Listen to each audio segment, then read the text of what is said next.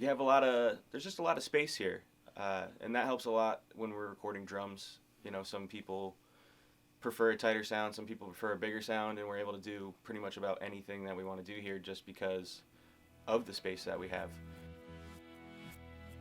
While working on Kyle's record, we put a lot of microphones out in the hallway and left the door open just to get like a bigger sound going on. But at the same time, right now in the studio, we got a bunch of carpets hanging from the ceiling so we can make a little room. You're always able to pick up another piece of gear if what you're using is not working. And half the time, it's whoever owns it will give you a little bit of insight on what to do with it. So the acoustic guitar that anchors so much of this record is this guy right here. This is a Takamine Jasmine S35. They've got one in the studio. The first time I played it, I loved it so much I went out and bought my own. It's a great guitar, and what I love about it is just how bright it is and how much ring it's got.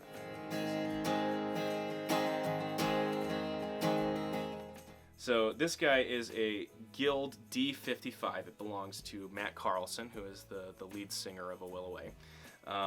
It's got a bit of a darker tone than the Takamine, and so we would bring in the Guild to sort of balance it out and create a fuller acoustic sound. This guitar has a few spots on the record. This is my buddy Matt's guitar. It's just a cool, weird old instrument. It's not anything fancy. I don't even know what the name of the model is.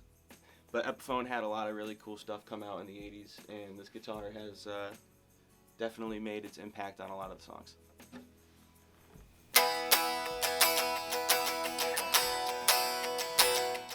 So this guy is Colin Waldron's green Fender Stratocaster, and it is actually the first electric guitar that I ever played.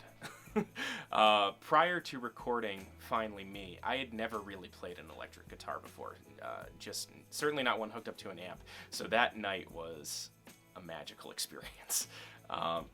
You know, it sounds like literally every Fender Strat. You know, there's nothing particularly special about the sound, but it's a rockin' instrument, and it absolutely anchors so much of what we did on the album. This is Johnny Mac's bass. He bought it from a guy when we first started rehearsing with him, and I think the guy was having a baby. He just needed a little bit extra cash, and this thing has been a tank in the arsenal. For what it is, it's amazing. It's a cheap Mexican guitar, but it sounds so much better. I think it's just because Johnny played it so much that it has the love. The love in the neck is what really makes this thing sound so special.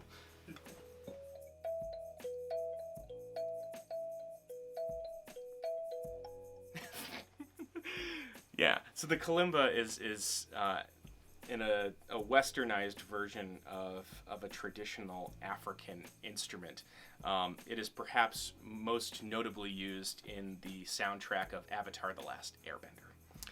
It has a very unique sound, and we used it on one track on the record, and I think it just makes it feel that much more magical. Very thankful to my friend Nick Shigo, who let me borrow his Rudy Muck Director series, which we believe is from the late 50s or early 60s. It has a very bright sound, as most trumpets do. We ended up using it on 3 different tracks on the record. It's truly, truly a special instrument.